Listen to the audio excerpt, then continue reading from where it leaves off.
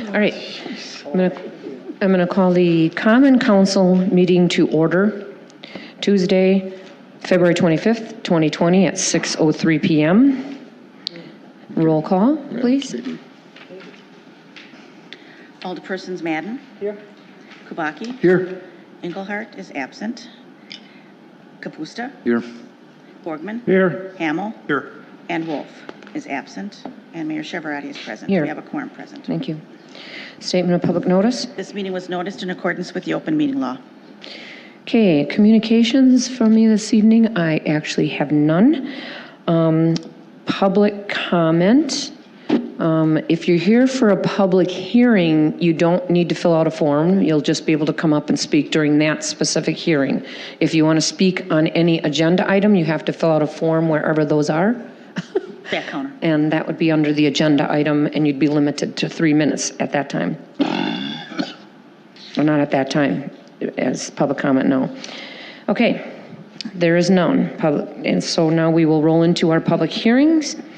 The first one is, you, go ahead, sorry. Public hearing to consider the petition of D&K Seasonal Services to rezone property known as tax key number 2225.984, located on Janesville Road, from B2 Local Service Center District to B4 Highway Business District, for the purpose of allowing a landscape and snow removal company, including outdoor sales of mulch, salt, landscape stone, and other similar products on the property. Thank you.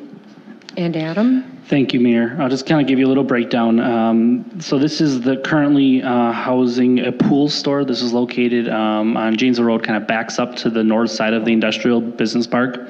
So it currently is a commercial property with the pool store. D&K Seasonal Services is looking at purchasing the property. They're going to keep a lot of their stuff indoors. They want like a little bit of a showroom area, which is kind of in the pool store now. They'll use the building and outbuilding for storage of a lot of their equipment and stuff. They actually came in front of the Plan Commission sometime last year for a spot in the industrial park, a tenant space, and that just never panned out with the landlord. But now they're looking at this space and actually looking to buy it and invest in that property. And as was mentioned as part of it, they are looking at eventually having bulk material sales on the back of the property, which is something that would have to come forward as a separate BSO if the rezoning would get approved, to make sure that there's proper screening and what kind of traffic surface and that kind of stuff. But because of it having that outdoor sales aspect of it, where even the pool store, which kind of had a retail aspect of it, always was allowed in the B2. Once you start going into the outside stuff and what the code calls a garden center, that kicks in needing a B4 zoning, so a little more intense zoning. I mean, B4 along Janesville Road is not unheard of. So they're looking to go from a B2 to a B4 zoning with this proposed plan. There is no comprehensive plan change needed, as the current land use is commercial and it would stay that way.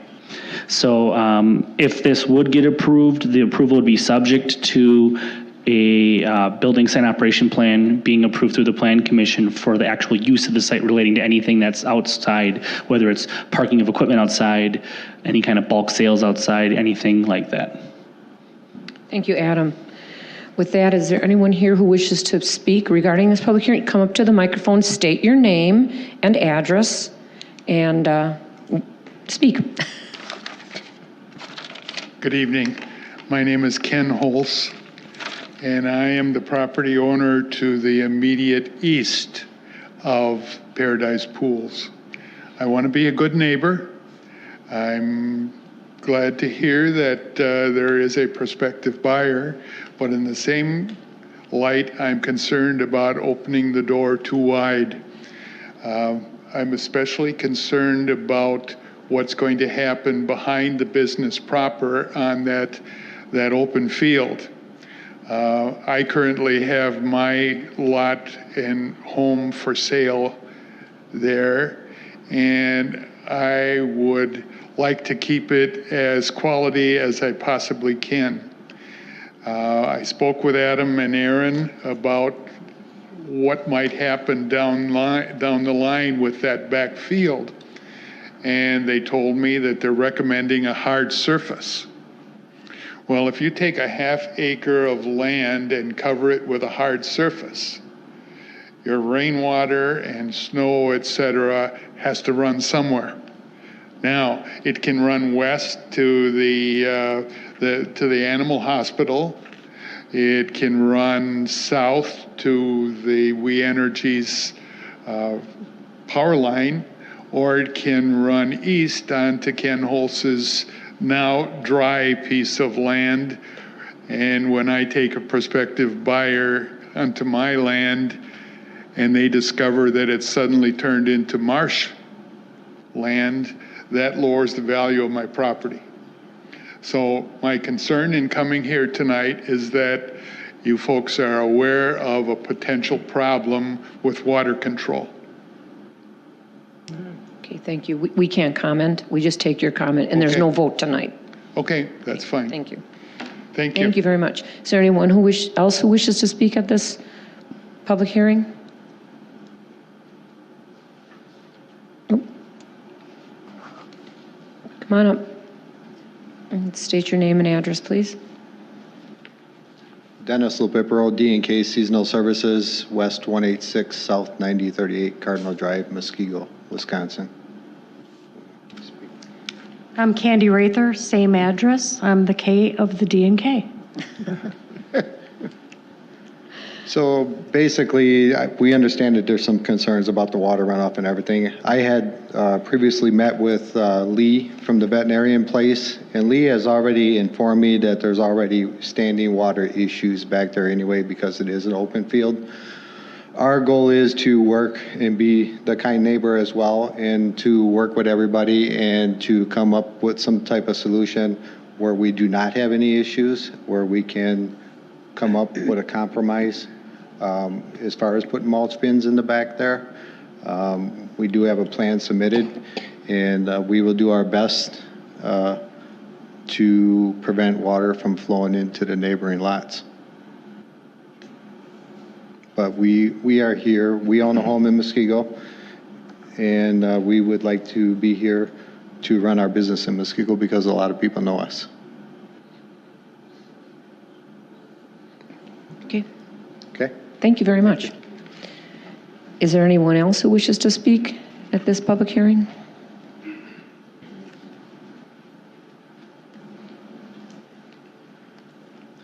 Good evening. I'm currently the owner of Paradise Pools. Ron Richardson, my wife and I, Kathy. Address? South 80, West 19025, Janesville Road. Thank you. I had purchased the property from my parents. We've been there for 40 years. That back lot that I have is currently always wet. It's never been dry. We can have a week of dry weather, cut the grass, and it's still wet. The property to my east, which is Ken Holtz's, is dry because it slopes to my property. The veterinarian, Lee Elger, his property kind of pitches to my property. I'm taking all the water on. That property does have a natural slope to the south. If the proposed D&K Services puts concrete or asphalt or whatever they do back there to make it a hard surface, it's got a natural south slope, so I know it's going to run towards We Energies power line and not cause a problem. There's a ditch back there, so it's not going to cause a water problem to the east or to the west. Okay, thank you. That's all I got. Thanks. Anyone else? Okay, with that, this public hearing is closed. Takes us to the second hearing. To consider various revisions to Chapter 400, which is the zoning code of the City of Muskego Municipal Code. These amendments relate to various zoning code regulations and requirements requiring clarification and/or updates. The proposed amendments relate to barns as wedding/event venues, goat and livestock regulations, scoreboard regulations, and other miscellaneous topics. Thank you, Adam. Thank you, Mayor.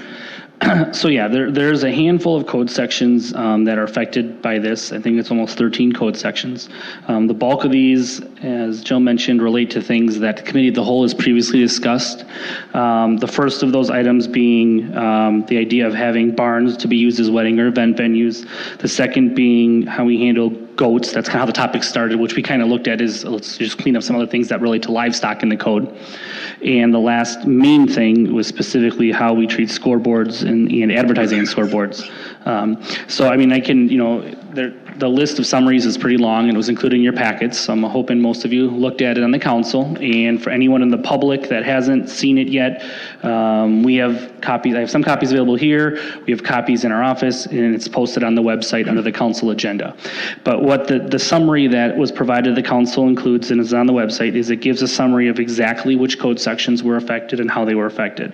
The biggest thing to kind of summarize for barns and wedding event venues was what was previously kind of talked about in a rough draft form was allowing what these wedding barns as what we would call an adaptive reuse, which means we're using a building that had a different original purpose. So originally barns were built for feed or animals, and now they're looking at having another new life to them. And we are looking at adding this adaptive reuse of barns as wedding or event venues as a conditional use grant. So that in any kind of residential district pretty much, and agricultural for that matter, you could apply through the conditional use grant, which goes through the city's plan commission, to seek if you can be allowed to have your barn converted. The criteria that were brought up when we originally had this discussion at the committee of the whole are the same in here. We just did a few things with clarifying. For example, the barn has to already be existing. Someone can't build a new barn then say they want to reuse it for a different purpose because it's not such a thing, and that's very common with any communities that have regulations like this. This is kind of a newer thing. We were able to look at some other communities. There's no one that I think that has a perfect ordinance out there, so we tried to do a little bit of a hybrid that we think fits our community the best. And the things that you'll see in there, there's some things that relate to minimum parcel size of 5 acres. There's some separation requirements from adjacent roadways or other homes to not be negatively impacting other homes. They talk about buffer plantings. It talks about surface types for parking. It talks about being preferred being asphalt, because I think the last thing you want is on a rainy day, which event you're planning 6 or 9 months or a year in advance, you can't predict if it's going to rain. We have lots of issues in this community with erosion problems where people are driving on grass. That's why we have an ordinance that says you can't park your car on your own personal lawn for this exact same reason. These are all things, though, that the Plan Commission will have the final say. The code sets up some basic guidelines, and it sets up some things that the applicant would need to provide the Plan Commission so they can make an informed decision. So just by adopting this, that doesn't mean that everyone can use it. If this would get adopted as it's proposed, it gives everybody that meets the criteria the ability to ask for it on a case-by-case basis, which seems appropriate. I think some lots would work better than others, wherever you are in the community. It does talk about still has to meet any kind of building codes or fire codes. It doesn't mean that just because it's an old barn, it doesn't have to be nice and improved and safe. And we want to know things like how they're going to handle restroom facilities and what are they going to do for sound, what are they going to do for lighting, because we've had some of these kind of happen in the past and we've had some neighborhood issues. This is something we thought that was specific that we wanted to provide to the Planning Commission. So we just, a couple different spots in the code needed to reference this. So that's what a bunch of these little changes you'll read in your packet are. The next one we have is relating to scoreboards. For the scoreboards, and this was kind of a byproduct of the high school wanting to put up a new scoreboard and kind of Jumbotron, and then there was a question of advertising, and we realized the code never really dealt with these in any form. So what we do is we're adding in the sign section of the code a provision that basically says if you're zoned any kind of government or institutional district, which includes schools, parks, churches, things like that, which are probably people that would have a need for a scoreboard. It talks about those being allowed on a case-by-case basis with Plan Commission approval. This is the same thing that was talked about at the committee of the whole discussions. It does say that that an applicant can request through the Plan Commission the ability to have, how do we word it here? Sponsorship advertising. Like they shouldn't just be putting any old ads. Can't just say, so-and-so's auto salvage if they're not a sponsor. But if it's a sponsor and they want to have some kind of sponsorship fundraising program, that's something they could ask for on the Plan Commission. And if the Plan Commission felt it was done in a reasonable manner, that's something they would have the ability to allow. The next main one was goats, sheep, and other livestock. So this one, it all started from the idea of goats were only originally allowed in the A1 district with a conditional use grant. And in doing our research, we kind of found out that goats are no more of a problem than any kind of other cattle or horse or anything like that. We actually found that sheep are very much similar treated by almost all communities. The only other animal that's really out there that comes up is hogs. We are not changing anything with hogs or pigs. That's staying exactly as it is. At one time, goats and hogs were classified very similar, and we think we realized doing our research that probably wasn't appropriate. So there's quite a few little references that anytime things were talked about with horse or cattle being allowed, we added goats and sheep to that same provision. What we did is there were a few areas then that talks about like how we calculate how many you're allowed, and we've never really had a question with this, but we realized doing our research that some other communities had a much better way of filling in what could have been maybe a loophole or gray area as far as how many you can have. So we did a little tightening up, I like to call it, just to specifically solidify how many you can have on a property. If somebody has a mix of cows and horses and chickens, it talks about how you can break down how many of each, so they're not allowed the max of each one, because that could get pretty excessive then. So all these are proposed in here, and like I said, a lot of this stuff was taken from looking at other communities to try to be consistent. Even though we're our own community here, we didn't exactly copy any of them, but it's a good way to help avoid questioning. We always try to find ways to avoid questions in the code. Makes our job a lot easier. One thing we also removed was there were some references to hobby farms in our code. I've been here over 19 years, and there was not been a single person that's ever requested a hobby farm, which they're supposed to formally do. We realized the hobby farm provisions actually contradict all the other animal provisions in the code. So I have two things that have served the same purpose that have two different set of requirements. So as part of this, we looked at it as a good time to just let's clean up the hobby farm thing and have everything referenced to the same treatment for horses, cattle, livestock, and sheep. This way you don't need conditional use grants anymore. You don't need, you're basically allowed these animals by right, as long as you meet the minimum lot size criteria, and then the quantity you're allowed per acre is based upon how many total acres you have. One thing we clarified too, when it talks about how many you have, a lot of communities say, and we've actually had this come up once here, that if you own one lot and you own a separate lot next door, are you allowed to do the acreage for both? And our answer used to be no, because it's not one contiguous lot. Most communities let you utilize both of them if you own them both, and so we kind of mirrored that also, which is what's done in most other communities. And then we just clarified some definitions, like we define livestock more clearly to make it very clear that includes horse, cattle, sheep, and goats. It does not include hogs, pigs, or fur-bearing animals, which were always not included in that definition of livestock. You can still be allowed those with the conditional use grant in A1 though. So those are the main things that related to the animal question, the goat question that came up. And I think from what we've heard from the residents that were looking at goats and from the previous council and committee of the whole discussions, we think this mirrors very much, if not exactly, what the intention was. Treat them like we would other livestock type animals. As far as just a couple other miscellaneous codes, one thing we do at the staff level is we're constantly keeping a spreadsheet or a list of any kind of code things that we think would be good to clean up or change. Things that we found out were errors, typos, problems, things that were maybe gray, things that contradict other sections of the code. So we always keep an ongoing list of this. Because these things need a public hearing, we don't just bring everyone forward, otherwise we'd have a couple every week. So I try to keep these in a list, and then when we have a public hearing like tonight, good time to clean up these other things too. Any of these things can be amended, talked about, changed throughout this future process here, but first one was relating to seasonal groundwater separation. You may not or may know that the city has a separation requirement for new construction for how far your basement has to be above groundwater. It basically used to say before, if you wanted a variance, you should go Board of Appeals. Board of Appeals, as well as they do their job great, they don't have a level of expertise on when it comes to soil stuff, where engineering and public works more so does. So we thought it was more appropriate to give the Public Works and Safety Committee that ability, if there is going to be a waiver, to grant it, as you don't have to worry about state hardship law then, which gets to be much harder to approve. So it seems more fair treatment when somebody needs a waiver. We clarified parking stall sizes. We've typically recorded in code 10 by 20, but the Plan Commission for quite a while now has allowed waivers down to 9 by 18, which is more typical for most communities in southeastern Wisconsin. It also allows you, doing a slightly smaller stall, to have less runoff because you have less paving. 9 by 18 was always the standard. For some reason we went to 10 by 20 at one time before I got here, and now we're kind of going back to the standard that's used throughout the general area.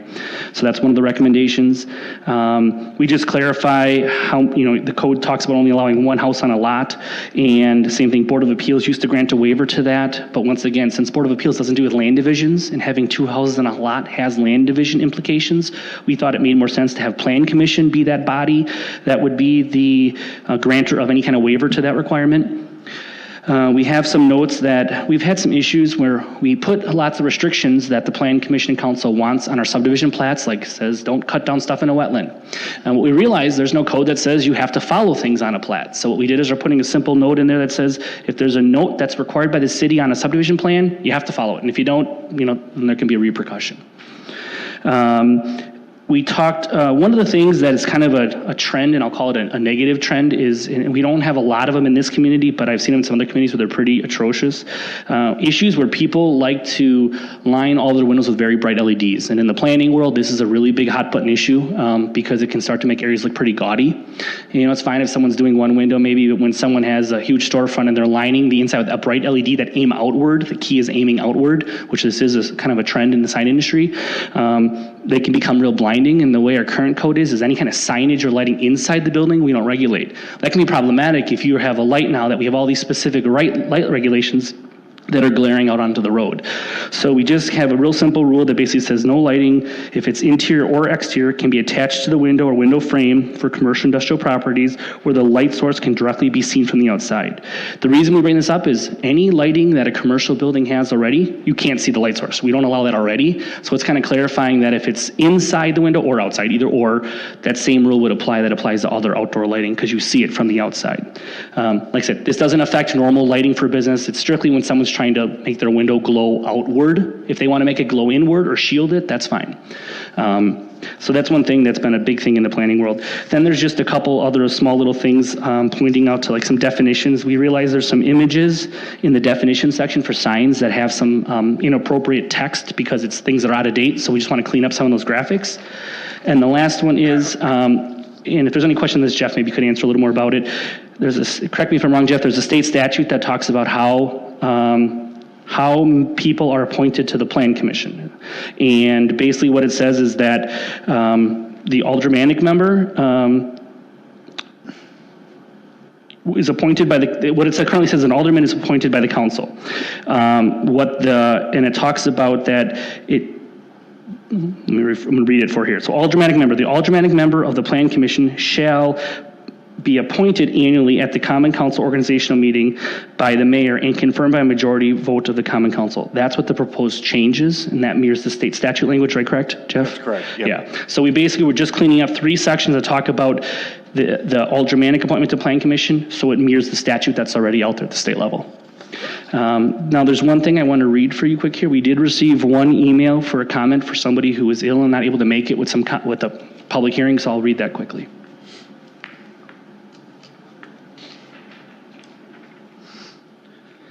All right, so this comment is from Michael Kowitsky. He's a resident that lives at West 188 S10793 Kelsey Drive.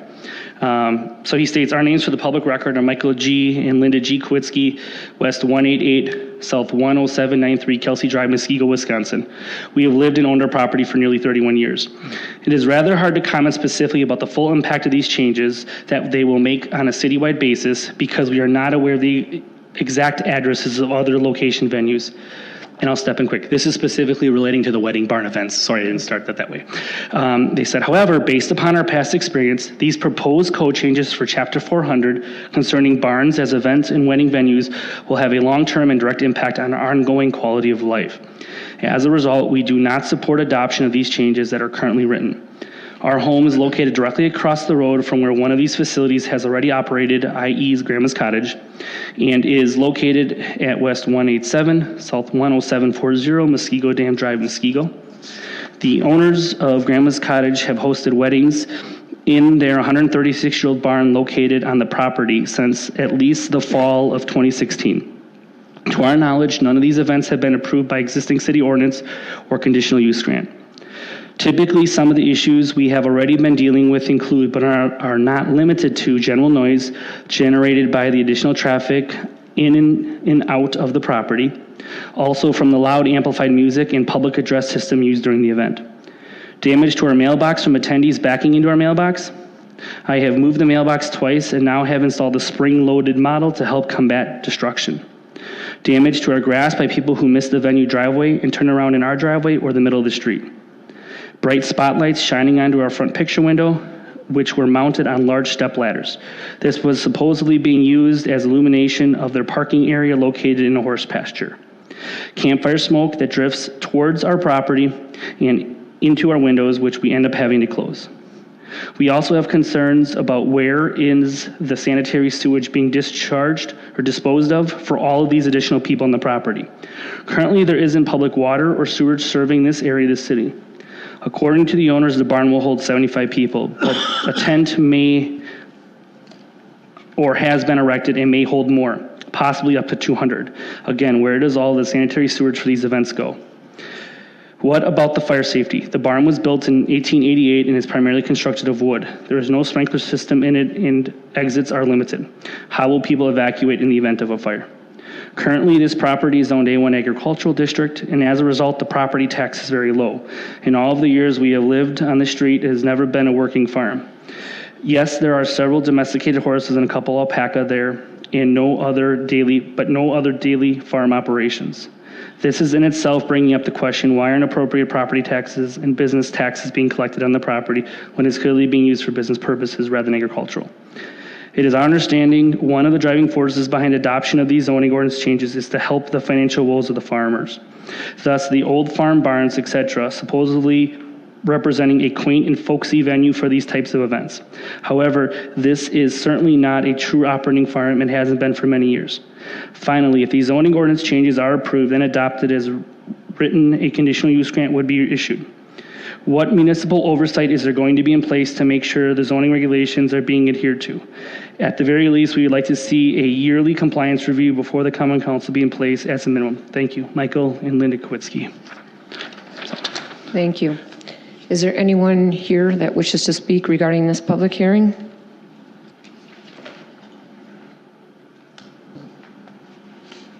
And please state your name and address. Hi, I'm Bob Yankee. I live at South 63 West 17271 College Avenue. I have the horse stable on College. My barn kind of meets the criteria of being old enough. It was built in 1848.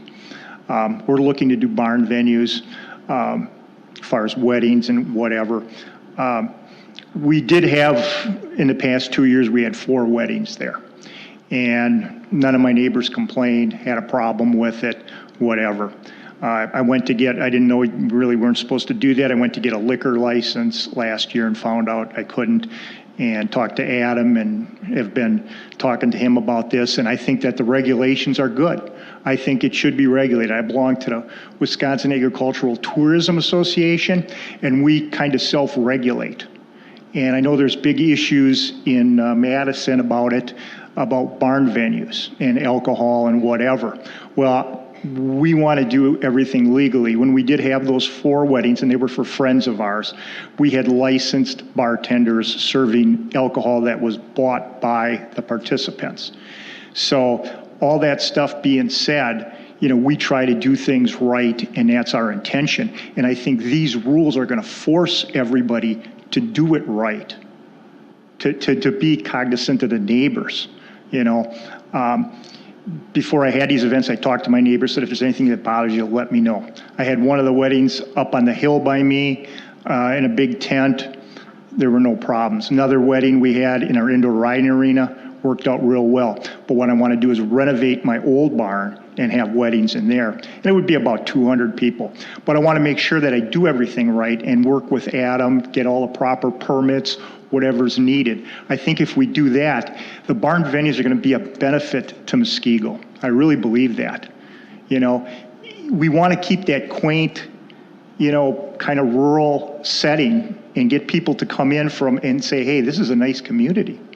And I think that's a good way of doing that, of showing people that, what we're about in Muskego. And for me personally, we're to the point where we don't make enough money boarding horses to be able to afford the taxes and all of our expenses. We both can't work in the barn anymore, so we have to hire people. And if we can't do something to make more money, we're going to need to sell our place. And I'm afraid what's going to happen is it'll go to a developer. That old barn built in 1848 is going to be torn down, and we're going to lose that. And I hate to see that happen. So thank you for your consideration. Thank you. Is there anyone else wishes to speak regarding this public hearing?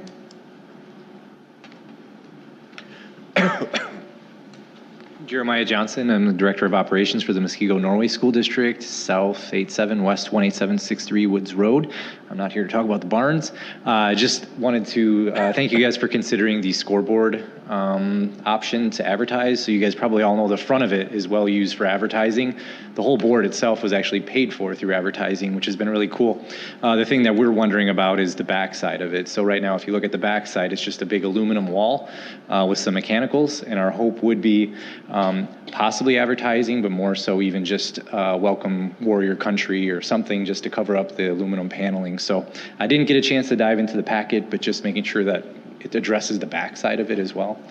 And I'm not sure that we'll have any other large scoreboards like that again, but thanks. Okay, thank you. Is there anyone else?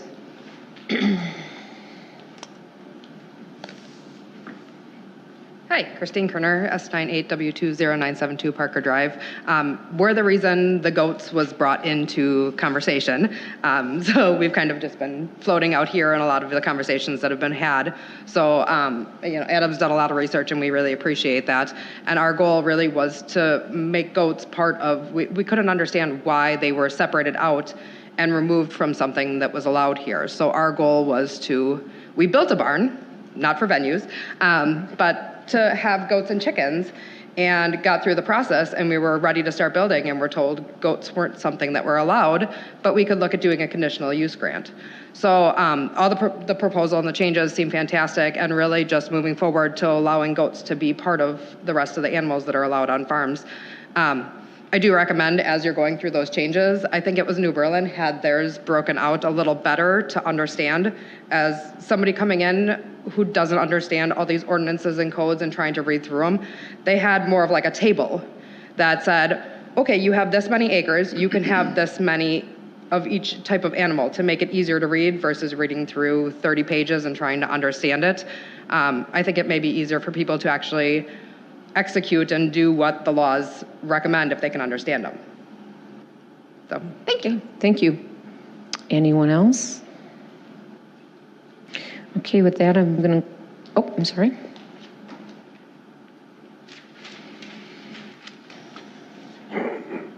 Donna Joy, I'm a neighbor of Chrissy, and we support the ordinance as well. We live in Stillwoods, a rural community. I'm at S98 South 21442 Parker Drive. It's been a little more developed, but it's basically farmland and 5 or higher, 3 to 5 to higher sized acreage. We like the animals out there. We like the feel in the community, and we support the ordinance. Thank you. Is there anyone else?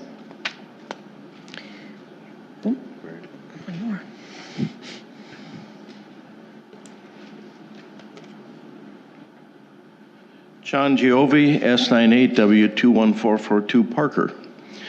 I moved out here in 71, so I'm a couple years short of 50 years in Muskego. I had goats. They fit in very well. I had horses and chickens and ducks, and I don't have any of that anymore because at 77 I don't need that in my life anymore. But goats are fine. They're very minimal in care. They are not obnoxious in any way to neighbors of the community. We support that very much. I'm a little surprised at the restrictions. I'm looking at the number of livestock. For example, it says a 3-acre lot will allow for 3 head of livestock or 60 fowl, or a 3-acre lot can have 1 horse, 1 sheep, and 20 head of fowl. I don't know the understanding or the reasoning for that. I understand setting limits especially if you get more in a suburban setting. But as far as I know, correct me if I'm wrong, we're zoned agricultural A1.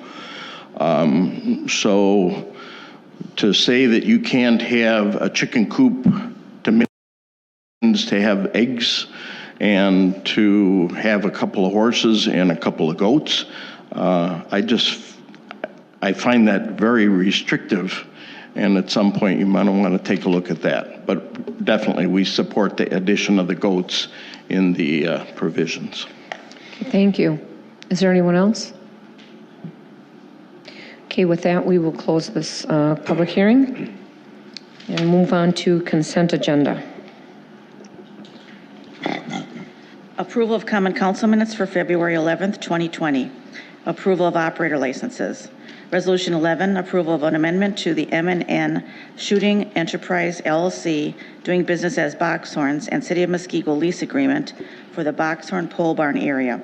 Resolution 12, approval of a reduction to the letter of credit for Muskego Lakes Estates LLC. And Resolution 13, authorization to replace police department vehicle. A motion to approve and gross. Second. Thank you. Any discussion? All those in favor? Aye. Opposed? Is approved. There's no new business this evening.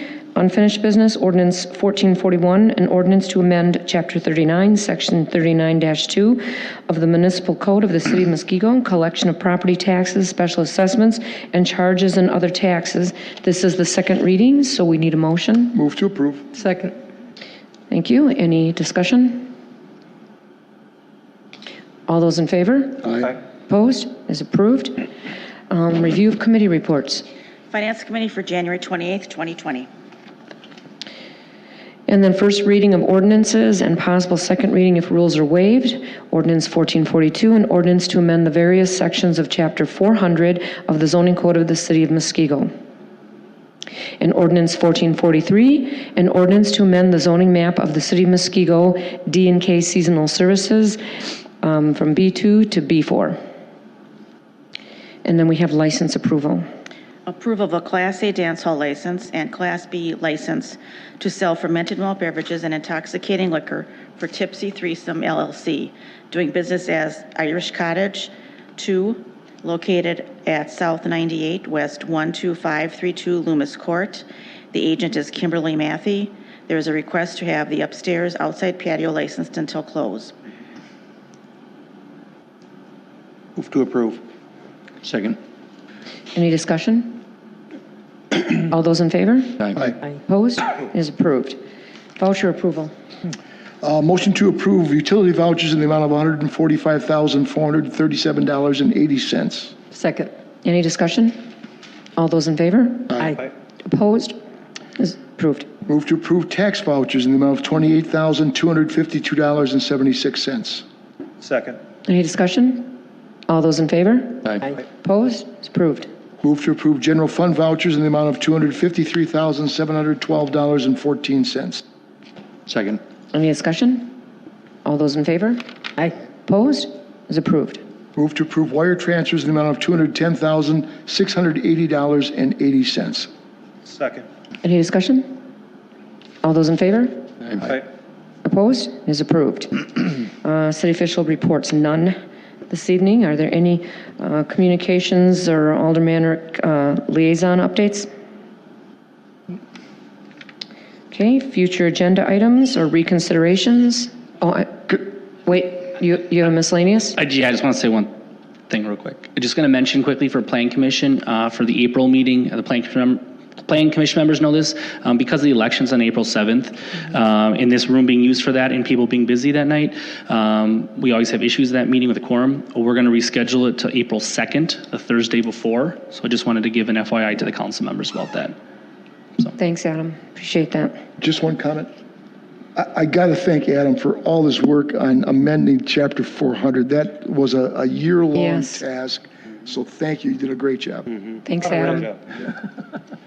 And not only that, you communicated it really well. Yes. So thank you. Okay, future agenda items or reconsiderations? Okay, is there a motion to adjourn?